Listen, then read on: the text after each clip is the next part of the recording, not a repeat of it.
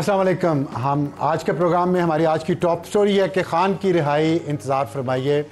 اور اس میں یہ ہے کہ علی امین گنڈا پور صاحب نے کل جلسے میں کہا ہے کہ احتجاج کی فائنل کال خان صاحب نومبر میں دیں گے، لیکن اس پر کارکنان جو ہیں وہ لیڈرشپ سے بہت ناراض ہیں. اور دوسرا ہمارا آج کا ظاہر ٹاپک ہاٹ ایشو ہے معیشت کے بارے میں. معیشت بہتر ہے اور یہ بہتری جو ہے یہ اصلی ہے یہ نقلی، اس پر ہم بات کریں گے. اور اس پر ہمیں جوائن کریں گے مفتاح اسماعیل جو سابق وزیر خزانہ ہیں اور رہنما ہیں عوام پاکستان پارٹی کے.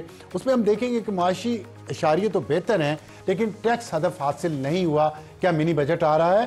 اور آئی ایم ایف کی ٹیم اچانک پاکستان کے دورے پہ کل پہنچ رہی ہے، حالانکہ اس نے مارچ میں آنا تھا. تو ایسے کیا وجوہات ہوئی ہیں کہ اسے اچانک آنا پڑا؟ اور ہمارا آج کا ایڈیٹوریل ہوگا جس میں ہم اسماگ جو اس وقت پنجاب بھر میں پھیلنے کے بعد راولپنڈی اسلام آباد بھی پہنچ چکی ہے اور وہاں سے آگے پشاور پہنچ چکی ہے. پورے اس علاقے میں صورتحال انتہائی خراب ہے. اور لیکن ہم صرف خرابی کا رونا نہیں روئیں گے، ہم بتائیں گے اس کے حل کیا ہے اور حکومتوں کو، عوام کو، سیاسی جماعتوں کو، تمام اداروں کو کیا کرنا چاہیے. لیکن سب سے پہلے ظاہر ہے ہماری ٹاپ سٹوری، لیکن ٹاپ سٹوری سے پہلے ایک اچھی خبر جو آ جائیے وہ کرکٹ کے میدان سے ہے. محمد رضوان جو کپتان ہیں پاکستان کرکٹ ٹیم کے، ابھی پہلی ان کی سیریز تھی ون ڈے انٹرنیشنل کی آسٹریلیا کے ساتھ آسٹریلیا میں، اور آج پاکستان نے نہ صرف دوسرا میچ جیتا ہے ون ڈے میچ آسٹریلیا سے، بلکہ پوری سیریز جیت لی ہے. اور یہ سیریز پاکستان نے آسٹریلیا کو آسٹریلیا میں شکست دینے کا خواب 22 سال بعد پورا ہوا ہے. تو ایک اچھی خبر ہے یہ کرکٹ کے میدان سے، اور ساتھ پاکستانی حکومت کا یہ ریزولو بھی کہ انڈیا کی بات نہیں مانی جائے گی، ہائیبرڈ طریقے سے چیمپئنز ٹرافی نہیں کھیلی جائے گی، جس ٹیم نے کھیلنا ہے پاکستان میں آ کے کھیلے. یہ بڑی اچھی بات ہے. امید ہے کہ پاکستان کی حکومت اس پر قائم بھی رہے گی. اور شروع کرتے ہیں ٹاپ سٹوری. ہمیں جوائن کیا ہے شیر افضل مروت صاحب نے، ایم این اے ہیں، رہنما ہیں پاکستان تحریک انصاف کے. اور کل جلسہ ہوا وہاں پہ اور اس میں بہت ساری باتیں ہوئیں. اس کے بعد خان صاحب نے ایک بہت لمبا چوڑا ٹویٹ بھی کیا. ٹرمپ کے آنے کے بعد پی ٹی آئی کے اندر ایک امید کی نئی لہر پیدا ہو گئی ہے، لیکن اس کے ساتھ ساتھ ہم ڈیل کی باتیں بھی سن رہے ہیں. تو آج ہم کوشش کریں گے کہ شیر افضل مروت صاحب سے ان کے دل کا حال پوچھیں تو ان کا دل کیا کہتا ہے. شیر افضل صاحب، دل کی بات کرنی ہے، اسٹریٹجی کیا پی ٹی آئی کی؟ ڈیل کرنی ہے، ٹرمپ کا انتظار کرنا ہے یا خان صاحب کی کال کا؟ ڈیل جو ہیں وہ تو جس روز سے خان صاحب گرفتار ہوئے ہیں اس روز سے لے کر آج تک ڈیل کی باتیں ہو رہی ہیں. لیکن ریلیف ملا بشرا بی بی کو، علی امین گنڈا پور کو اور علیمہ خان کو؟ نہیں، علیمہ خان کے خلاف جو کیس تھا وہ تو آنکھ کو دیکھا حال کیمرے نے بتایا. ٹھیک ہے، نہاتے کھڑے ہیں، پکڑ لیا. اب ان کی رہائی تو اگر قانون تھوڑا بہت بشرا بی بی، علی امین گنڈا پور کو گرفتار نہیں کیا جا رہا اور ان کو آزادی سے وہ آتے ہیں چلے جاتے ہیں، آتے ہیں چلے جاتے ہیں. نہیں، علی امین خان نے آمنی بس پٹیشن دائر کی اور پشاور ہائی کورٹ نے ان کو ریلیف دیا ہوا ہے کہ ان کو 18 تاریخ تک کسی کیس میں ملک بھر میں گرفتار نہیں کیا جائے. ٹھیک ہے، تو لہٰذا اس نے ایک عدالتی ریمیڈی حاصل کی ہے. جہاں تک بشرا بی بی کا تعلق ہے، وہ نہ گورنمنٹ کوئی عہدیدار تھی، صرف خان کی بیوی ہونے کی وجہ سے 9 ماہ بے گناہ اس نے جیل میں گزارے.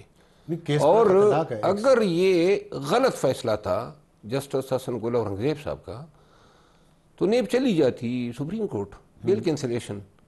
مطلب یہ ہے ضمانت ہیں. قانون یہ کہتا ہے کہ ایک بے گناہ شخص کو جیل میں رلنے سے بچانے کے لیے ضروری ہے کہ اس کو ضمانت پہ چھوڑ دیا جائے، کیونکہ جو شخص بغیر ضمانت کے جیل میں رہ جائے اور بعد میں بے گناہ ثابت ہو جائے تو اس چیز کا مداوع نہیں ہو سکتا. آپ نے ایک بڑی اچھی بات کی، اگر نیب کو اعتراض تھا تو سپریم کورٹ میں اپیل میں چلی جاتی. اسی پوائنٹ پہ تو لوگ کہہ رہے ہیں کہ ڈیل ہے تو نہیں گئی نا نیب. نیب اگر ہمارے ساتھ ڈیل کرتی تو کل ہی تو ہیئرنگ ہوئی جو ہم نے ایکویٹل کی درخواست دائر کی تھی، تو نیب نے ٹوتھ اینڈ نیل اپوز کیا. اس لیے کہ ابھی فائنل نہیں ہو رہے نا، خان صاحب نہیں مان رہے، اور لوگ تو مان گئے ہیں، خان صاحب نہیں مان رہے. تو خان صاحب کیوں نہیں مان رہے اس بات؟ میں عرض کروں نا، اتنے بے گناہ جو خان صاحب جو ان ناجائز کیسز میں یہ پابند سلاسل ہیں، گزشتہ تقریباً 1.25 سال سے زیادہ ہو گیا ہے اور تمام مقدمات میں بری ہو گئے ہیں. اور پھر بھی اگر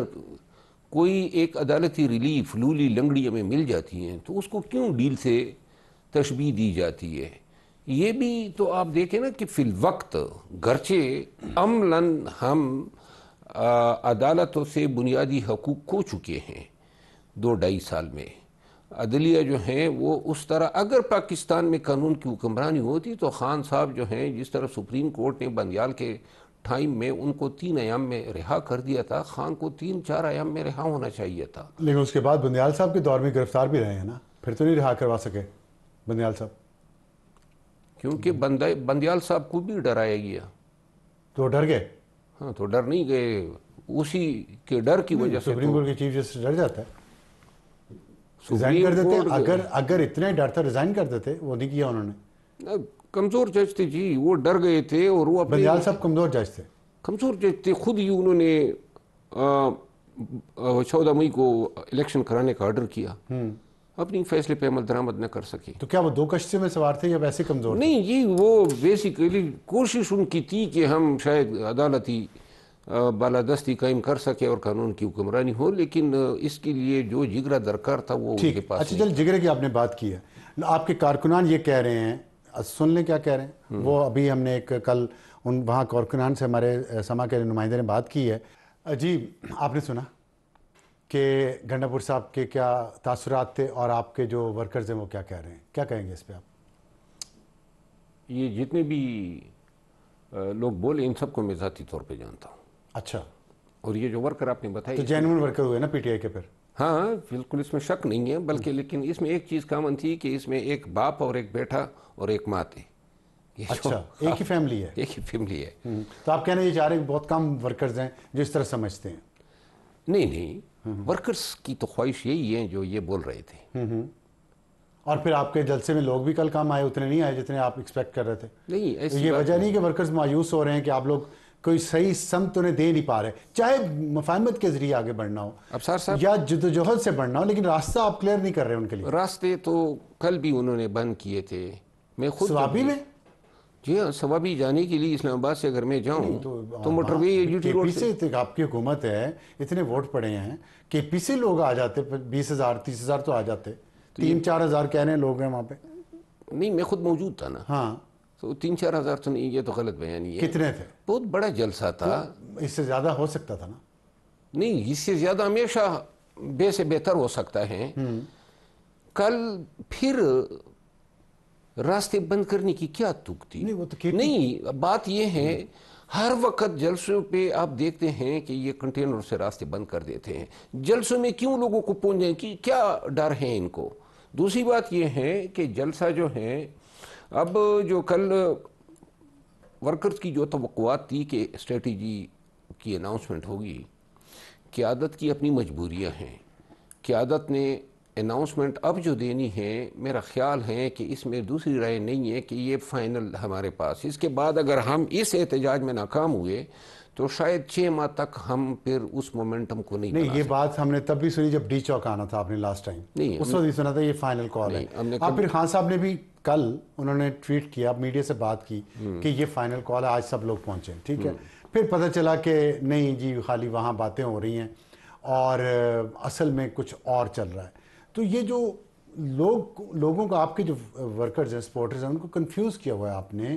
یہ کب کنفیوژن دور کریں گے آپ؟ کنفیوژن ہے یا آپ یہ سمجھتے ہیں کہ اسی طرح عدم استحکام پیدا کریں تاکہ معیشت ٹھیک نہ ہو سکے اور بے یقینی رہے، یہ مقصد ہے؟ نہیں، معیشت تو ہماری وجہ سے تو عدم استحکام تو فی الوقت ہے ہی نہیں. یہ تو معیشت ان سے ہی بننے نہیں پا رہی ہیں. اسموگ علیحدہ ان پہ نازل ہو گیا. جو 2-3 سالوں میں پاکستان میں ماحولیاتی تبدیلی آ رہی ہے وہ تباہ کن ہے، اور ان چیزوں کا ادراک تو ہے ہی نہیں. فی الوقت یہ دنیاوی مفادات کے لیے پاکستان کا تیا پانچا کر رہے ہیں. کوئی صدر بن گیا، کسی نے 5 سال کی آرمی چیف کی ایکسٹینشن لے لی، کوئی نیول چیف ایکسٹینشن لے گیا، کوئی وزیر اعظم بن گیا، اور یہ سب ایک دوسرے کی وہ پشت جو ہیں اس پہ تبکیاں دے رہے ہیں. کیا اپنے ذاتی مفادات کے لیے ملک کے جو گمبھیر مسئلے ہیں ان کا کسی کو. لیکن گمبھیر مسئلے، آپ کی بات سے میں متفق ہوں. پہلے بات تو میں یہ کہہ دوں، آپ جو کہہ رہے ہیں درست کہہ رہے ہیں، لیکن کیا اس سے جب آپ دوسرے پہ انگلی اٹھاتے ہیں تو آپ کو اپنی حکومت کا محاسبہ نہیں کرنا چاہیے؟ صبح خیبر پختونخوا میں 11واں سال آپ کی حکومت کو، وہاں امن و امان کی صورتحال دیکھ لیں، وہاں اساتذہ 1,00,000 اساتذہ احتجاج کر رہے ہیں. آپ نے ان سب کو سسپینڈ کر دیا, آپ کی حکومت نے ان پہ تشدد کیا, لاٹھی چارج کیا, اور ان کو دھمکی نہیں دی بلکہ کہہ دیا کہ جو جو ہڑتال پہ ہوگا جتنے دن اس کی تنخواہ کٹے گی. ان کو آپ احتجاج کا حق کیوں نہیں دے رہے جو خود اپنے لیے لینا چاہ رہے ہیں؟ پہلی بات ہوئی امن و امان کی. جی 11 سال نہیں ہے, 2001 سے امن و امان کا مسئلہ ہے پورے ملک. ہاں بالکل ہے. اور ہم نے تقریباً 13 سال ہو گئے نا, تو اس میں سے 11 سال تو آپ کے پاس 13 سال نہیں ہو گئے محترم, یہ ہو گئے 23 سال. 2001 سے 24 تک 13 سال. سر 2001 سے امن و امان کا مسئلہ 2001 سے کر لیں. 23 سال میں, اور ہمارے ملک کے سرپرستوں نے 20 دعوے کیے, فلاں آپریشن لانچ ہو گیا, کلا کما ہو گیا, یہ ہو گیا. اس میں سے 10 سال تو آپ ان کے ساتھ تھے. نہیں, یہ صوبائی حکومت کا تو کام ہی نہیں ہے. ایپیکس کمیٹی تو ہے نا, ایپیکس کمیٹی کا کیا کردار ہے؟ 3.5 سال وفاقی حکومت بھی آپ کی رہی, جس دوران طالبان کو, ٹی ٹی پی کے لوگوں کو وہاں سے لا کے یہاں پاکستان میں بٹھایا گیا, جس سے یہ مسئلہ دوبارہ شروع ہوا. تو کون لایا؟ وہ بھی فوجی لائے, جنرل فیض لے آئے ان کو. جنرل فیض تو آپ کا پسندیدہ تھا. ہمارا پسندیدہ تھا, تو سمجھے ہماری مت ماری گئی تھی کہ جنرل فیض ہمارا پسندیدہ تھا. یہ باجوہ صاحب اور جنرل فیض ان کو لائے. لیکن میں جو آپ کو عرض کرنا چاہتا ہوں وہ یہ ہے کہ جس ریاست, جس زمین پہ, جس خطے پہ امن جو ہیں ادارے نہیں دے سکتے ہیں, وہ اور کیا دے سکتے ہیں؟ 23 سال سے ہم خون کی ہولی کھیل رہے ہیں, تباہ و بربادی اور یہ بدامنی جو ہے ہمارا مقدر بن, لاشیں اٹھاتے اٹھاتے تھک گئے ہیں. جب تک امن جو ہے وہ قائم. اب اس کے لیے پی ٹی آئی کی حکومت کیوں ایفرٹ نہیں کرتی, احتجاج کیوں نہیں کرتی, دھرنا کیوں نہیں دیتی؟ یہ ایفرٹ تو اداروں کا کام ہے, وہ اپنا کام چھوڑ کے ہمارے پیچھے پڑے ہیں. اگر ادارے نہیں کر رہے تو آپ اس ایشو پہ کیوں نہیں جلوس نکالتے, اس ایشو پہ دھرنا کیوں نہیں دیتے, اس ایشو پہ لانگ مارچ کیوں نہیں کرتے امن و امان کے لیے؟ آپ صرف یہ کرتے ہیں کہ بس خان باہر نکل آئے, ہمیں حکومت مل جائے, ہمیں سیٹیں مل جائیں. یہ تو سب سے زیادہ ضروری تو یہ مسئلہ ہے نا. سب سے پہلا تو امن و امان ہے, زندگی کا سب سے اول مسئلہ جو ہے وہ بدامنی کا حل ہے. اور اس میں ناکامی کیوں ہو رہی ہے؟ ابھی پرسوں کل تو آپ کے کوئٹہ میں 25 لاشیں گری ہیں, بے گناہ شہید ہوئے ہیں. آخر یہ ادارے کیا کر رہے ہیں؟ کسی کا مذمت کا بیان بھی نہیں آیا. مذمت کا بیان کیا, اس سے زیادہ مذمت کیا ہو سکتی ہے؟ بات یہ ہے کہ جو کام ہم نے کرنا ہے, لوگوں کی جان و مال کی وہ بچانا ہے, اس کا تحفظ کرنا ہے, وہ کدھر ہو رہا ہے؟ کبھی مستونگ میں بچے شہید ہو رہے ہیں, کبھی کوئٹہ میں جو ہیں بے گناہ جو ہیں ریلوے اسٹیشن پہ, کبھی پشاور میں, کبھی مساجد میں. یہ اس ملک میں خون کے ہولی کا کھیل کھیلا جا رہا ہے. جو کام جس پہ تمام انرجیز کا فوکس ہونا چاہیے وہ چھوڑا ہوا ہے. نواز شریف کو جو ہے اور شہباز شریف کو وزیر اعظم بنانا ہے. میرا سوال یہ ہے, یہ تو آپ کی بات ہوگی نا, کہ ذمہ داری تو سیاسی حکومت کی بھی ہے نا. خالی یہ تو نہیں کہ آپ کسی ادارے پہ الزام لگا دیں, ان کی بھی ہے. آپ نے کہہ بھی دیا کہ آپ کی حکومت کی مت ماری گئی تھی کہ یہ بات ان کی بانی 76 سالوں سے. تو پھر اب جو ہے اگر مت نہیں ماری گئی تو اب کچھ نہ کچھ تو صوبائی حکومت کی ذمہ داری ہے. امن و امان سب سے پہلی ذمہ داری تو صوبائی حکومت کی ہے. اگر آپ کی ریٹ نہیں ہے وہاں کسی شہر میں, قصبے میں, سڑکوں پہ, تو آپ کو فکر کیوں نہیں ہے اس کی؟ ہمیں ہے نا فکر. تو پھر کر کیوں نہیں رہے کچھ؟ اگر فکر ہے تو فکر ہے نا, ہمیں کر کیوں نہیں رہے؟ مثال کے طور پہ میرے اپنے حلقے میں بدامنی کا دورہ ہے. کس کا دورہ؟ بدامنی کا دورہ ہے. میں وہی پھر واپس جاؤں گا کہ پہلے کیوں نہیں کیا آپ نے. چلے خیر, یہ بتائیے گا کہ اس کے بعد دوسرا جو میں نے آپ سے سوال پوچھا تھا کہ 26,000 سکول بند ہیں, 1,00,000 اساتذہ جو ہیں وہ سڑکوں پہ احتجاج کر رہے ہیں.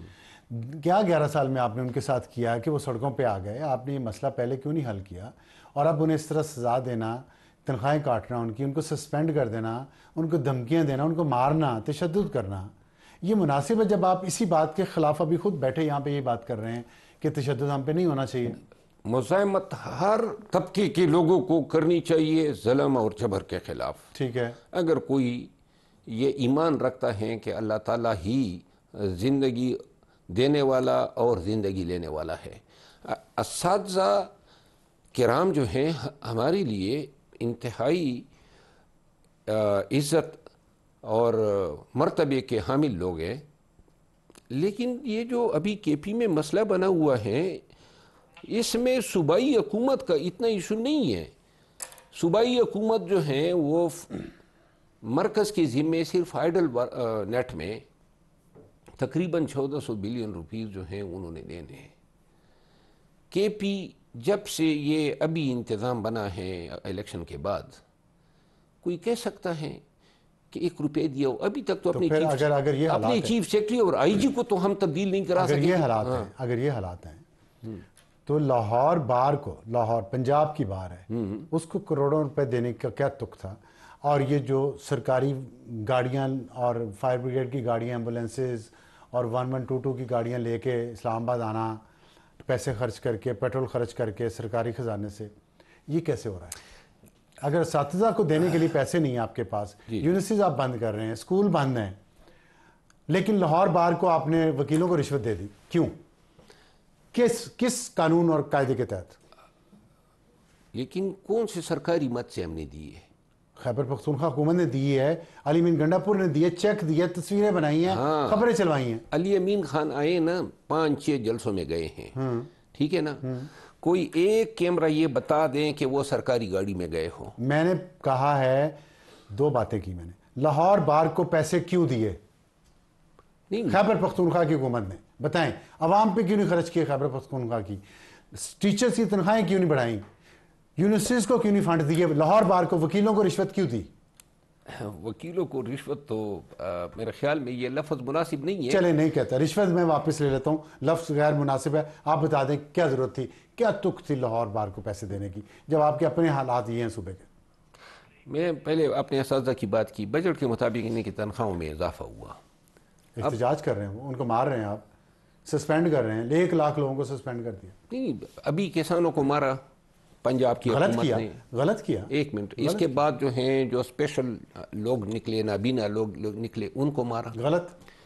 غلط. آپ تو ہائی مورل گراؤنڈ پہ ہیں نا. ہم کون سے کے پیروگان ہیں ہم اخلاقیات کے، لیکن یہ طبقات آئیں گے، ان کے مسئلے مسائل ہوں گے، ان کے حل کے لیے کوششیں ہوں گی. صوبہ جو ہیں کیش سٹارڈ ہیں. ابھی جو آپ بات کر رہے ہیں نا کہ علی امین خان جو ہے 1122 کی گاڑیاں آئی، اتنی بری کیوں لگ رہی ہے یہ ان گاڑیوں کا آنا؟ کیونکہ یہ گاڑیاں جو ہیں یہ فرسٹ ایڈ کا کام کرتی ہیں، جنازے لے جاتی ہیں، زخمیوں کو لے جاتی ہیں اور طبی امداد دیتی ہیں. صوبہ خیبر پختونخوا میں نا، صوبہ خیبر پختونخوا کے لوگوں کے لیے. ہاں تو وہ یہاں تو اس کام. ایک منٹ جی، خیبر پختونخوا کے لوگ آ رہے ہیں، ٹھیک ہے، اور خیبر پختونخوا کا وزیر اعلیٰ ہے، ٹھیک ہے، وہ آ رہا ہے. تو جو لوگ زخمی ہوں گے، یعنی یہاں جنگ جب ہوتی ہے، ٹھیک ہے، تو یہ ریڈ کراس جو ہے وہ ایک پارٹیسپیٹ کرتی ہے نا. پھر آپ نے جنگ کر رہے کے ساتھ کیا کیا؟ چلیے یہ بھی کلیئر، وقت ختم ہو رہا ہے جی، ورنہ آپ سے مزید بات کرتے. تو آپ نے سنا کہ جنگ میں ریڈ کراس بھی کام کرتی ہے، تو جنگ کا صحیح ماحول تھا، اس لیے 1122 کی گاڑیاں بھی وہاں سے آئیں. لیکن سوال ہمارا وہیں پہ رہے گا. اس پر بات کریں گے شیر افضل مروہ صاحب سے پھر کبھی. ابھی وقت ہوا بریک کا. بریک کے بعد واپس آئیں گے تو ہاٹ ایشو، ہماری معیشت کے بارے میں جو خبریں آ رہی ہیں بہتری کی، وہ اصلی ہیں یا نقلی؟ ایک چھوٹے سے بریک کے بعد. اور وقت ہوا ہے اس وقت ہاٹ ایشو کا، اور ہاٹ ایشو ہمارا آج کا ہے معیشت پاکستان کی، جس کے اشاریے یہ آ رہے ہیں کہ وہ بظاہر بہتری کی طرف گامزن ہے. یہ اصلی ہے یہ نقلی؟ اس پر بات کریں گے. ہمیں جوائن کیا مفتاح اسماعیل صاحب نے، جو سابق وزیر خزانہ ہیں اور رہنما ہیں عوام پاکستان پارٹی کے. اور اشاریے جو میں نے آپ کو بتایا کہ مثبت نظر آ رہے ہیں، اس میں سے کچھ یہ ہے کہ GDP گروتھ جو پچھلے سال -0.2 تھی وہ 2.4% ہو گئی ہے. انفلیشن 29% سے گر کر اس مہینے 6.5% پہ آ گئی ہے. ان امپلائمنٹ 8.5% تھی، وہ 8% پہ آ گئی ہے. انٹرسٹ ریٹ قرضہ لینے پہ جو آپ کو سود دینا پڑتا تھا انڈسٹریل اداروں کو، وہ 22% سے کم ہو کے 17.5 پہ آ گیا، مزید کم ہوگا. فارن ایکسچینج ریزرو جو ہیں ہمارے $9 بلین تھے پچھلے سال، اس سال $16 بلین ہو گئے ہیں. اور جو ٹیکس ٹو GDP ریشو 8.5% تھی پچھلے سال، اس سال 8.7%، تھوڑی سی بڑھی ہے، ہو گئی ہے. اور باہر سے جو غیر ملکی پاکستانی غیر ملک ممالک میں رہتے ہیں، ان کی طرف سے جو پیسہ آتا ہے وہ $27 بلین تھے، اور اس سال $30 بلین ہیں. تو یہ ہیں وہ کچھ اشاریے جس سے یہ کہا جا رہا ہے کہ معیشت بہتر ہو گئی ہے. مفتاح صاحب، آپ نے سنا، میں نے کچھ چیزیں بتائی ہیں، آپ کے خیال میں کیا حکومت نے معیشت کو سنبھال لیا ہے؟ کیونکہ آج میں نے سنا آپ کہہ رہے تھے کہ یہ جو ریلیف، تھوڑے عرصے کا مالی ریلیف ملا ہے، یہ کہیں ضائع نہ ہو جائے۔ ابصار بھائی بہت شکریہ۔ دیکھیں، گزارش یہ ہے کہ جو افراط زر میں کمی آئی ہے، مہنگائی میں کمی نہیں آئی ہے، مہنگائی جس رفتار سے بڑھ رہی تھی اس رفتار میں کمی آئی ہے، اس میں حکومت کا کوئی کردار نہیں ہے۔ ہم یہ جانتے ہیں کہ جو تیل $120 کا، $115 کا ہوتا تھا، وہ آج گر کر دنیا بھر میں عالمی منڈی کے اندر وہ $70 کا ہو گیا ہے، کیونکہ چائنا کی معیشت سلو ہو گئی ہے، یورپ کی معیشت سلو ہو گئی ہے۔ اس کی وجہ سے دنیا بھر میں ایک کموڈٹی سائیکل کے اندر قیمتیں کم ہوئی ہیں، خام تیل کی قیمت کم ہوئی ہے، گندم کی قیمت کم ہوئی ہے، یوریا کی قیمت کم ہوئی ہے، ڈی اے پی کی قیمت کم ہوئی ہے، جس کی وجہ سے پاکستان میں بھی اس کا ایفیکٹ آیا ہے اور اتنی قیمتیں کم نظر آ رہی ہیں ہم کو، پیٹرول کی قیمت کم ہوئی ہے وغیرہ وغیرہ۔ اس سے تھوڑی سی افراط زر میں کمی آئی ہے، یا معیشت میں جس رفتار سے قیمتیں بڑھ رہی تھیں اس رفتار میں کمی آئی ہے، لیکن اس حکومت کا کوئی کردار اس کے اندر نہیں ہے، اور نہ ہی کسی اور مثبت چیز میں ہے۔ معذرت کے ساتھ دیکھیے، ان کے پاس ایک وقت ملا تھا، 1 سال 6 مہینے ہو گئے، انہوں نے پی آئی اے کی نجکاری کرنے میں کچھ بھی نہیں کر سکے یہ لوگ، اور نہ ان کی نیت تھی کسی اور 6 مہینے کے اندر کسی اور نجکاری کے پروسیس کو، کسی ڈسٹریبیوشن کمپنی کو، کسی جنریشن کمپنی کو آگے نہیں لے کے گئے۔ آج بھی پاکستان میں خطے میں سب سے زیادہ ٹیکس ریٹس تو ہیں، دنیا میں one of the highest tax rates ہیں پاکستان میں۔ سیلری انڈیویجولز کے اوپر 38.5%، بزنس انڈیویجولز کے اوپر 49.5%، اور کارپوریشنز کے اوپر 59%۔ یہ آپ کا ٹیکس سٹرکچر ہے، اس لیے آپ کو $1 بھی آپ کے پاس سرمایہ کاری باہر سے نہیں آتی، اس کے لیے جو پاکستان سے برآمد کرے کوئی چیز، یا لیکن جو ڈالر تھوڑے بہت آتی ہے سرمایہ کاری، بڑی محدود $1 بلین 2 بلین کی، وہ پاکستانیوں کو بیچنے کے لیے آتی ہے۔ سوری، میں قطع کلامی کر رہا ہوں، لیکن میں نے آپ سے یہ پوچھنا چاہ رہا ہوں کہ آپ نے آج یہ بھی کہا کہ پی آئی کی نجکاری وزیراعظم شہباز شریف اور اسحاق ڈار نہیں ہونے دینا چاہ رہے، نائب وزیر اعظم۔ وہ کیوں نہیں ہونے دینا چاہ رہے؟ اس میں ان کا کوئی مفاد ہے؟ نہیں، خدا نہ خواستہ، میں نہیں دیکھ، میں یہ وہ والی باتیں نہیں کرتا ہوں میں۔ دیکھیے، ایک ریکارڈ ہے نا، مفاد نہیں ہے لیکن ایک ریکارڈ ہے، ایک ریکارڈ تو ہے نا۔ ایک ریکارڈ ہے کہ 2015 میں جب دیکھیں میاں نواز شریف بہت پرو پرائیویٹائزیشن تھے، وہ ہمیشہ کہتے ہیں کہ پرائیویٹائز کرو، آگے چیزیں بڑھو۔ 2013 میں جب وہ آئے، ڈار صاحب کو انہوں نے چیئرمین بنا دی، اور زبیر صاحب آن ریکارڈ ہیں یہ کہتے ہوئے کہ زبیر صاحب کو ڈار صاحب نے کہا کہ فیسکو اور آئی ایس کو، اسلام آباد الیکٹرک سپلائی اور فیصل آباد الیکٹرک سپلائی کا کام بڑا آگے ہو چکا تھا، پیمنٹس کر چکے تھے یہ لوگ اس کو، یہ جو انویسٹمنٹ بینکرز ہوتے ہیں، اس کا ڈار صاحب نے کہا روک دو۔ پی آئی اے کے اندر ڈار صاحب نے پی ٹی آئی سے معاہدہ کیا جس کے تحت مائنورٹی شیئر ہولڈرز آ سکتے تھے پی آئی اے میں، اور وہ آ کے سرمایہ کاری کر سکتے تھے، لیکن حکومت کے پاس میجورٹی اسٹیک رکھنا تھا۔ ظاہر ہے اس میں کوئی بھی نہیں آئے گا کہ حکومت اگر فیصلہ سازی خود کرے گی تو پی آئی اے میں کون پیسہ ڈالے گا۔ اس بار بھی، اور شہباز شریف صاحب بھی کمپنیوں پہ کمپنیاں بناتے رہے پنجاب میں، پچھلے پی ڈی ایم کے دور میں بھی کوئی پرائیویٹائزیشن کی بات نہیں ہوئی، یوٹیلیٹی سورس کارپوریشن کو ایکسپینڈ کیا گیا، اس بار ایک دن بات آئی، اس کے بعد بات ختم ہو گئی۔ 6 مہینے کے اندر کوئی ایک آر ایف پی ڈالا انہوں نے کسی بھی نجکاری کے لیے، کوئی ایک ڈسٹریبیوشن کمپنی ہو، کوئی ایک ترسیل تقسیم، کچھ بھی نہیں کیا ہے۔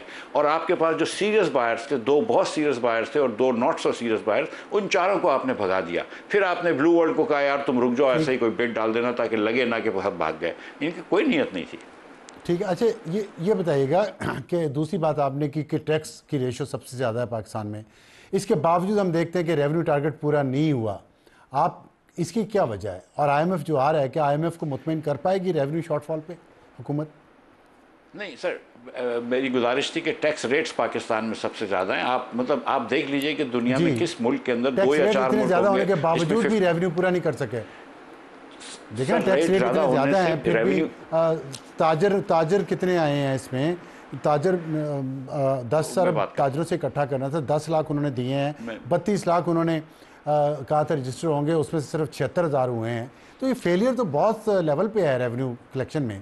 تو میرا سوال یہ ہے کہ ٹیکس ریشو اتنی اوپر لے گئے، پھر بھی ریونیو پورا نہیں کر سکے، کیوں؟ سر ٹیکس ریٹ جب اتنا تیزی سے بڑھ جائے گا تو لوگ اس کے اوپر ایویشن شروع کر دیتے ہیں۔ اگر آپ یہ ایکسپیکٹ کر رہے ہیں کہ پاکستان میں ایک بزنس انڈیویجول کوئی 49% اپنی انکم کا ٹیکس دے دے گا، جس انسان کو آپ نہ اب تو پہلے میں سوچتا تھا کہ کراچی کا برا حال ہے کہ پینے کا پانی نہیں ملتا، اب لاہور میں سانس لینے کے لیے ہوا نہیں ہے. آپ سوچیں یہ حکمرانی ہے پاکستان کی. آپ کو کوئٹہ کے اندر لا اینڈ آرڈر نہیں ہے. ہم نے کیا دیا اس 77 سال کے اندر؟ 2,65,00,000 بچے اسکول کے باہر ہیں. دنیا کی سب سے بڑی فوج ہے اسکول کے باہر بچوں کی، وہ پاکستانی ہے. یہ ملک آپ سے 50% ٹیکس مانگتا ہے. کس منہ سے مانگتا ہے؟ ان کو شرم نہیں آتی ہے یہ بولتے ہوئے کہ 50% اپنی انکم ہم کو دے دو؟ کیوں دے دو بھائی؟ تم مجھے یہ بتائیے گا، آپ نے یہ بات کی بڑی ویلڈ ہے کہ 50% اپنی آمدنی میں سے آپ ٹیکس حکومت کو دے دیں جو کچھ نہیں کر پا رہی. یہ جو عقل کی بات ہے کہ اس سے ٹیکس کی کلیکشن کم ہو جائے گی، یہ حکومت کو نہیں سمجھ آئی. اور وہ IMF کے اتنے ایکسپرٹس آتے ہیں نیگوشیٹ کرنے کے لیے، انہیں سمجھ نہیں آئے کہ اتنی ٹیکس ریٹ اوپر چلا جائے گا تو کلیکشن کم ہو جائے گی. یہ کیا کر رہے ہیں سارے مل کے ہمارے ساتھ؟ سر سیریسلی میں آپ کو بتاؤں، یہ ایک لیفر کرو ہوتی ہے. ہم تو اس سائڈ پہ آ گئے لیفر کرو کے کہ جتنا ٹیکس ریٹ کم کر دیں گے اتنا اب میرے خیال سے ٹیکس ریونیو بڑھ جائے گا. جب شاہد عباسی صاحب وزیر اعظم تھے اور میں وزیر خزانہ تھا، ہم نے میکسیمم ٹیکس ریٹ کر دیا 15%. ہمارے ذہن میں تھا یہ جو ٹریڈر بیٹھے ہوتے ہیں اکبری منڈی میں، جو جوڑیا بازار کے اندر یہ جو ٹریڈ کرتے ہیں، 2 کروڑ روپے کماتے ہیں، وہ 30 لاکھ روپے آپ اس سے مانگیں گے وہ دے دے گا شاید. لیکن اس سے آپ 2 کروڑ روپے میں سے 1 کروڑ روپے مانگیں گے وہ آپ کے اوپر ہنسے گا. اور یہ ہو رہا ہے. ہاں اس سے یہ کہ رشوتوں کا بازار گرم ہو جائے گا، نوٹسز آئیں گے، پیسے ملیں گے. آپ سمجھتے ہیں کہ نہیں، اس سے مجھے بتائیں کہ IMF بیوقوف ہے، نااہل ہے، یا اسے احساس ہی نہیں ہے کہ وہ کیا بے حس ہیں؟ وہ انہیں کیوں نہیں یہ سمجھ آئی یہ بات؟ جو چلیں ہماری حکومت کو تو نہیں سمجھ آتی، کوئی مفادات ہوں گے، کچھ بھی ہو سکتا ہے. IMF کو کیوں نہیں یہ سمجھ؟ کیونکہ IMF یہ جانتا ہے کہ آپ ہر قسم کی ایکسکیوز کرتے ہیں اور جو چیزیں آپ نے وعدہ کریں وہ پورے نہیں کرتا. آپ نے کہا تھا دکانداروں سے ٹیکس لگاؤ، میں نے بھی کہا تھا، جب تو انہوں نے وہ بھی نہیں کری تھی. آپ نے اس بار کیا، آپ نے لویسٹ بریکٹ کر دیا 100 روپے کا. آپ کا 10 ارب روپے کا جو ٹارگٹ تھا اس کے سامنے آپ کو 10 لاکھ روپے آئے ہیں. 10 لاکھ روپے آئے ہیں 10 ارب کے ٹارگٹ کے سامنے، کیونکہ آپ نے 100 روپے ٹارگٹ کر دیا. آپ دکانداروں سے ٹیکس نہیں لیتے، آپ ایگریکلچر والوں سے ٹیکس نہیں لیتے، تو پھر آپ کے پاس کیا رہا؟ آپ کے پاس نوکری پیشہ لوگ رہے جن کا آپ نے گلا دبوچ دیا ہے. میرا سوال یہ نہیں تھا. سر IMF سے آپ جا کے بات کریں. دیکھیں دیکھیں میں آپ کی بات سے متفق ہوں جہاں تک حکومت کی نالائکی کی بات ہے، لیکن میں یہ سمجھتا ہوں کہ IMF بدنیت اور نالائق نہیں ہے کہ ایک حکومت ایسا ان ریزنیبل قسم کا انہیں پلان بنا کے دے رہی ہے اور وہ ایکسیپٹ کر رہے ہیں. اتنے مہینوں بلکہ سال سے بھی زیادہ تو نیگوسیشنز ہوتی رہیں، بیک اینڈ فورتھ مذاکرات ہوتے رہے، تو یہ اس بات پہ ایگری کیا IMF نے اس طرح کے نالائق پلان پہ؟ میرا تو یہ سوال ہے IMF سے. گزارش یہ ہے نہیں سر گزارش یہ ہے کہ دیکھیں کچھ چیزوں پہ IMF بھی انریزنیبل ہو جاتی ہے، اس میں کوئی ڈاؤٹ نہیں ہے مجھے. ٹھیک ہے، جب ہم کو لاسٹ ٹائم جب شہباز صاحب کے وزیر اعظم تھے اور میں وزیر تھا، تو میں جب ان سے نیگوشیٹ کر رہا تھا تو انہوں نے کہا کہ نہیں، حفیظ شیخ صاحب نے ہماری ڈپٹی مینیجنگ ڈائریکٹر کو منہ زبانی پرومس کیا ہے کہ آپ نے یہ ٹیکس بڑھانے ہوں گے، ٹیکس ریٹ امپلائیز کے. اس نے 2 مرتبہ نہیں بڑھایا، اب آپ کو بڑھانا پڑے گا. ہم نے ہاتھ پیر جوڑے ان سے کہ نہ کرنے دو، ہم کو یہ نہ کرواؤ. اور شہباز صاحب کو پتہ ہے کہ کتنی محنت کری، لیکن بہرحال وہ نہیں مانی گئی. لیکن ہم نے اس کے سامنے آلٹرنیٹ ٹیکس بھی رکھے تھے جس کی وجہ سے کچھ ہم کو ریلیف ملا. آپ مجھے بتائیے کہ آپ نے کیا ضرورت تھی آپ کو 22% جاری اخراجات بڑھانے کی؟ آپ کو حکومت کا فٹ پرنٹ پھیلانا چاہیے تھا اس وقت. کیا ضرورت تھی آپ کو کہ 64% آپ نے PSDP بڑھایا ہے؟ پہلے آپ نے 100% بڑھایا بجٹ جس دن پیش کیا، پھر آپ نے کم کر کے 64% بڑھایا ہے. 700 ارب سے بڑھا کے اس کو آپ نے 1150 ارب کر دیا. کیا ضرورت تھی؟ مطلب کیوں آپ نہ تو آپ اتنے پیسے خرچ کر سکتے ہیں اور نہ آپ کو ضرورت تھی. جتنا آپ ریونیو بڑھائیں، جتنا آپ ایکسپینسز بڑھائیں گے نا، آپ کو ریونیو اس مطابق بڑھانا پڑے گا، کیونکہ IMF نے کہا تھا کہ 1% آپ کا کم از کم یا 2% جو ہے وہ پرائمری سرپلس ہونا چاہیے. تو پھر آپ کو کہیں نہ کہیں ٹیکس ریٹس بڑھانے پڑے. IMF doesn't care because it's a banker. It wants کہ آپ کی فسکل ڈیفیسٹ کم ہو جائے تو آپ اس کے پیسے واپس کریں. یہ چیزیں کچھ آپ کو بھی کرنی ہوتی ہیں، کچھ آپ کو بھی سمجھانا ہوتا ہے. سو دا تھنگ از کہ اٹس ناٹ انف کہ میں IMF کو بلیم کر دوں. میرا وزیر اعظم تو شہباز شریف ہے، میرا وزیر اعظم نیتن پورٹر نہیں ہے. میں تو شہباز شریف کو سپوزٹلی ووٹ دیا یا نہیں دیا ہے، لیکن شہباز شریف سے سوال پوچھ سکتا ہوں. نیتن پورٹر سے تو اس کو نیگوشیٹ کرنا ہے. نہیں، میرا سوال یہ، آپ کی بات ٹھیک ہے، لیکن میں سوال یہ اس لیے کیا ہے کہ ہمارے ہاں بھی ایک بہت سارے لوگ ہیں جو سمجھتے ہیں IMF جو کچھ کہتا ہے وہ ٹھیک ہے اور اس کو ماننا چاہیے ایز اٹ از. میں تو اس بات کی وجہ سے کہہ رہا ہوں کہ IMF کو یہ نہیں سمجھ آتی کہ وہ کس طرح کا پلان ایگری کر رہے ہیں. تو اب وہ آ کے پھر ڈسکس کیا کریں گے جب انہیں پتہ تھا، یا آپ جتنی سادہ بات آپ نے کی ہے کہ ٹیکس ریٹ بڑھائیں گے تو کلیکشن کم ہو جائے گی، اب وہ کیا کہیں گے ہمیں کہ آپ جو PSDP ہے مزید کم کر دے ترقیاتی بجٹ؟ कैसे सर शॉर्टफॉल देखें, पूरा मेरी होगा? गुजारिश सुनें, अगर IMF आपको कहता ना कि ये तुम टैक्स बढ़ा दो और आपको पता है कि ये गलत है, IMF को आप कहते हैं कि अगर हम एग्रीकल्चर के ऊपर टैक्स लगाएंगे, ठीक है, IMF को कहते हैं हम NFC अवार्ड अफसार भाई, जब तक हम NFC अवार्ड को रिविजिट नहीं करेंगे इस मुल्क की फाइनेंसेस ठीक नहीं हो सकती हैं, ये मैं आपको गारंटी कर रहा हूँ। Unfortunately this is the fact, ठीक है। आपने NFC अवार्ड पे आप बात नहीं कर रहे, आपने कमीशन फॉर्म भी नहीं किया बात करने के लिए, आपने कोई बात नहीं करी एग्रीकल्चर टैक्स के ऊपर, आपने अरबों रुपए की प्रॉपर्टीज़ के ऊपर आप टैक्स नहीं लगाते, आपने ये दी हुई है। आपने अभी भी सब्सिडीज़ दे रहे हैं वफाक फेडरल गवर्नमेंट की एग्रीकल्चर के ऊपर गैस कंपनियों को, वो आपने ख़त्म नहीं की। तो आप भी थोड़ी सी चीज़ें तो थोड़ी सी रैशनलाइज करें ना। आप IMF के ऊपर ज़रूर ब्लेम कर दें कि IMF ने कहा है, लेकिन असल में रिस्पॉन्सिबिलिटी पाकिस्तान की तो पाकिस्तानियों के ऊपर है ना।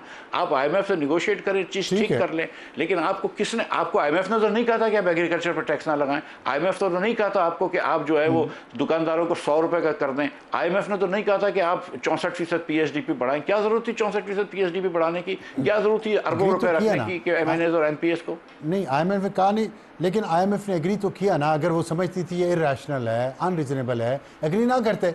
और भी चीज़ों पे वो एग्री नहीं करते, डिसएग्री करते हैं, मुआहिदा लेट कर देते हैं, रिलीज़ नहीं करते फंड। इतने महीनों से वो उन्होंने लटकाया हुआ था, तो किसी वजह से लटकाया हुआ था ना।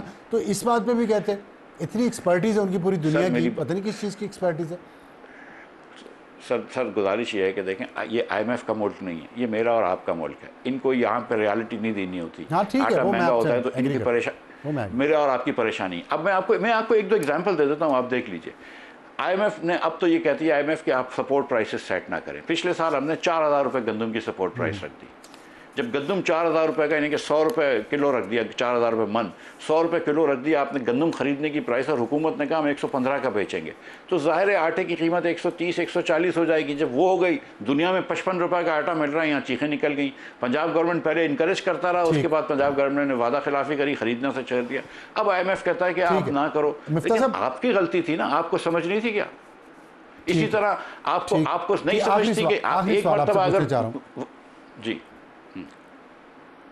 आखिरी सवाल ये है कि अगर ये जो बातें आप कर रहे हैं रीजनेबल हैं सारी, तो फिर स्टॉक मार्केट इतना पॉजिटिव क्यों है? 41,000 से पिछले साल वो 93,000 पे चली गई है, क्या वजूहत है इसकी? जी, अल्लाह करे इंशाल्लाह 1,25,000 तक जाएगा। मुझे लगता है कि अभी तो और जगह बाकी है। आप देखें कि दुनिया के अंदर पाकिस्तान जो कंपनीज़ के प्रॉफिट होते हैं उससे उसकी पर शेयर जो है उससे 10, 11, 12% महंगा ट्रेड हो रहा होता है। हमारे यहाँ तो 4-5% हो। अगर थोड़ी सी लॉ एंड ऑर्डर अच्छी हो जाए, थोड़ी सी हुक्मरानी अच्छी हो जाए, तो स्टॉक मार्केट को तो कोई नहीं रोक सकता। ये स्टॉक मार्केट 2016 के अंदर जो थी, वो जब 53,000 की थी तो डॉलर 100 रुपये का था। आज अगर ये 90,000 की भी दे, डॉलर भी तो 300 रुपये का हो गया है, 1/3 प्राइस भी तो हो गई है। आप ये भी तो देखें आपके एसेट्स क्या है, मतलब पूरे पाकिस्तान की स्टॉक मार्केट। जी, सो स्टॉक मार्केट में अभी जगह है। स्टॉक मार्केट अल्लाह करे कि पाकिस्तान की मईशत बढ़ जाए, लेकिन नज़र नहीं आ रही है। ठीक है, बहुत शुक्रिया मिर्ज़ा साहब हमसे बात करने का। और स्टॉक मार्केट में अभी बहुत ज़्यादा गुंजाइश है बेहतरी की, और वह तभी होगी अमन अमान की सूरत हाल बेहतर हो और माशी इशारे मज़ीद बेहतर हो। वक्त तो एक ब्रेक के बाद वापस आएंगे। तो हमारा आज का एडिटोरियल है स्मॉग का हल। स्मॉग बहुत ख़तरनाक सूरत हाल इख्तियार करती जा रही है, लेकिन इसका हल इतना आसान नहीं है और ना ही इतना जल्द है। लेकिन इसके लिए संजीदगी नज़र आ रही है या नहीं, इस पर बात करेंगे एक छोटे ब्रेक के बाद। वक्त हुआ हमारे आज के एडिटोरियल का, और आज का एडिटोरियल है हमारा स्मॉग पे। स्मॉग जो इस लाहौर से शुरू हुई और फिर वो पंजाब के दूसरे शहरों में फैली, फैसलाबाद पहुंची, वहां से मुल्तान पहुंची, गुजरांवाला की तरफ आई, सियालकोट की तरफ आई, और यहाँ तक कि अब वो रावलपिंडी और इस्लामाबाद के पहाड़ी इलाकों में से गुजर के पेशावर तक पहुँच गई है। और आज सबसे ज़्यादा बुरी एयर क्वालिटी इस्लामाबाद में भी थी, पेशावर में भी थी और रावलपिंडी में भी थी। लेकिन पूरे मुल्क में रोजा में जो मुल्तान के करीब है 812 वहाँ पे EQI था, और सियालकोट में 620, लाहौर में 600, जबकि नॉर्मल जो एयर क्वालिटी इंडेक्स होता है वो 100 होता है। लेकिन आप सोचिए 100 कहाँ और 812 कहाँ। 100 के बाद जितना भी ऊपर जाता जाए वो ख़राब है, लेकिन 300 के बाद तो मुज़र सेहत है, जो आपकी सेहत को नुकसान पहुँचाता है, और सब जगह 300 से बहुत ज़्यादा है। यहाँ तक कि कल मुल्तान में 8 से 9 बजे के दरमियान, सुबह 8 से 9 बजे के दरमियान 2135। आप सोचिए कितना ख़तरनाक है। और ये खैर इतना ख़तरनाक है कि लोगों की सेहत को तबाह कर रहा है। लाहौर में एक हॉस्पिटल में सिर्फ डॉक्टर्स के मुताबिक स्मॉग से 14,000 मरीज़ पिछले साल आए थे, और इस साल ये तादाद 30,000 से भी तजावज़ कर चुके हैं, एक हॉस्पिटल की बात करूँ। और सूबे में ग्रीन लॉकडाउन है, 18 अजला में स्कूल बंद कर दिए गए हैं पंजाब में, और कमर्शियल प्लाजों में और मॉल्स में एयर प्योरीफायर लगाने की हिदायत भी की है। मोटरवे भी ट्रैफिक के लिए बंद है, और धुआं छोड़ती इंडस्ट्री और गाड़ियों पर भी पाबंदियां, और फसलों की बाकियात को भी जलाने से मना किया जा रहा है। लेकिन ये सब कुछ काफ़ी नहीं है। आप कह सकते हैं कि हुकूमत दिखावे के लिए बहुत कुछ कर रही है, लेकिन ये किसी एक हुकूमत का ना कसूर है, ना किसी एक सियासी जमात का कसूर है, ना किसी एक इदारे का कसूर है। इसमें तमाम सियासी जमातें, तमाम हुकूमतें, तमाम इदारे जिम्मेदार हैं इस मुसीबत के जो इस वक्त पूरे पंजाब को अपनी गिरफ्त में ले चुकी है, और यह पंजाब से बाहर निकल के दूसरे सूबों यानी खैबर पख्तूनख्वा और कश्मीर की तरफ बढ़ रही है। और इसका इलाज क्या है? इसका इलाज हो सकता है अगर नीयत साफ़ हो, क्योंकि इससे भी ज़्यादा बुरी स्मॉग जो है वो पिछली सदी में बरतानिया के सबसे बड़े शहर लंदन में और चाइना के सबसे बीजिंग में इस सदी में हुई, और दोनों ने बड़ी कामयाबी से इसको कंट्रोल किया। बीजिंग में अभी तक नहीं है, लेकिन उन्होंने भी इस पे बहुत काम किया, उन्होंने अरबों डॉलर खर्च किए और बहुत साल लगे। अभी बीजिंग में बेहतरीन नहीं हुई, अच्छी नहीं हुई, लेकिन पहले से बहुत बेहतर हो चुकी है, और लेकिन इस पे काम करना पड़ेगा और कई साल लगेंगे। तो शॉर्ट टर्म हाल हम बताते हैं वो ये है कि आर्जी स्मोक अलर्ट्स और सड़कों पर ट्रैफिक पर पाबंदी जो आजकल हो रहा है, स्मार्ट ग्रीन लॉकडाउन जो आजकल है, फैक्ट्रियों से निकलने वाले धुएं पर पाबंदी, तामीराती मंसूबों पर पाबंदी, पब्लिक ट्रांसपोर्ट का इस्तेमाल ज़्यादा से ज़्यादा किया जाए। ये सिर्फ शॉर्ट टर्म मेजर्स आज कल पंजाब में लिए गए हैं, लेकिन ये हल नहीं है मुस्तकिल। मिड टर्म हल ये है कि इंडस्ट्रीज़ को शहरों से बाहर मुंतकिल किया जाए, कोयला तवानाई से कुदरती गैस या हाइड्रोजन गैस पर मुंतकिल किया जाए, और डीजल ट्रक्स में ईंधन और इंजन के मायार को बेहतर बनाया जाए। फैक्ट्रियों और सनतों में धुएं को फिल्टर करने के प्लांट लगाए जाएं जो नहीं लगे हुए फैक्ट्रियों में, और फैक्ट्रियां बगैर फिल्टर्स के सारा धुआं हवा में फेंक रही हैं। एयर क्वालिटी को मॉनिटर करने के लिए जदीद सिस्टम लगाया जाए और उसकी बाकायदा उसका डेटा इकट्ठा किया जाए, जिसके मुताबिक पॉलिसीज़ बनाई जाए। अर्बन प्लानिंग, गाड़ियों की बजाय साइकिल के इस्तेमाल या पैदल चलने पे या पब्लिक ट्रांसपोर्ट इस्तेमाल की जाए बजाय अपनी गाड़ियों के और मोटरसाइकिलों के, क्योंकि इससे सबसे ज़्यादा ख़तरनाक है। और लॉन्ग टर्म ये है कि कोयले से चलने वाले मनसूबों पर मुकम्मल पाबंदी, विंड, सोलर और हाइड्रो पर मुंतकली और बिजली के प्रोजेक्ट्स की, प्राइवेट पब्लिक सेक्टर की इलेक्ट्रिक पर मुंतकली, तमाम ट्रांसपोर्ट की, और वेस्ट से बिजली बनाने का निज़ाम कायम किया जाए। और इसके अलावा स्मॉग टावर्स बनाए जाएं शहरों में मुख्तलिफ, जो उस हवा को फिल्टर करें जहाँ पे ज़्यादा गंदगी है। और ये सब कुछ उसी वक्त हो सकेगा जब मैंने कहा जब नीयत साफ़ होगी और वो जज्बा होगा हुकूमतों में, सियासी जमातों में और इदारों में, वो जज्बा जो दिखाया गया 26वीं तरमीम पास करने के लिए। अगर उस जज्बे से ये तमाम सूबाई और कौमी हुकूमतें इस पर काम करें, कानून साजी करें और उसको इम्प्लीमेंट करें कई सालों तक, तब जाके हम इस मुसीबत से छुटकारा हासिल कर सकेंगे। अगले साल बहुत मुश्किल है। अवाम को भी चाहिए, मीडिया को भी चाहिए, सबको चाहिए कि इस पर सोचें, इस पर काम करें और इसके खिलाफ एक लायामल बनाएं और उस पर अमल करें। बहुत शुक्रिया। Good night.